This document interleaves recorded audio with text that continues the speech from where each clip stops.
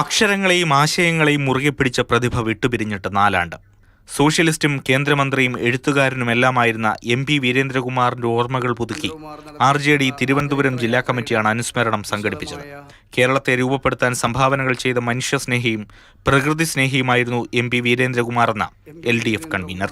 ശ്രീ വീരേന്ദ്രകുമാർ കേരള രാഷ്ട്രീയത്തിൽ ഒരു അധികാരികനായിരുന്നു. എന്നും ജനാധിപത്യത്തിനും മതേതരത്വത്തിനും സാഹോദര്യത്തിനും വേണ്ടി ജീവിതം ഒഴിഞ്ഞുവെച്ച രാഷ്ട്രീയ നേതാവായിരുന്നു.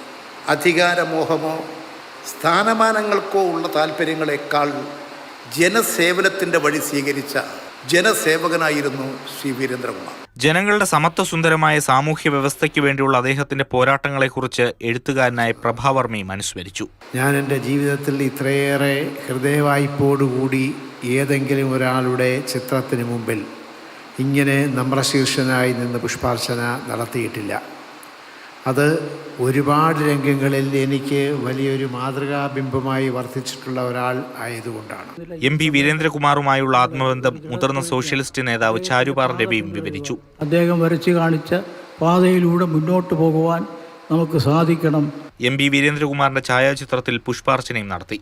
RJD സംസ്ഥാന വൈസ് പ്രസിഡന്റ് NM നായർ, ജില്ലാ പ്രസിഡന്റ് ചന്ദ്രൻ നായർ എന്നിവരും ചടങ്ങിൽ പങ്കെടുത്തു. മാതൃഭൂമി ന്യൂസ്, തിരുവനന്തപുരം.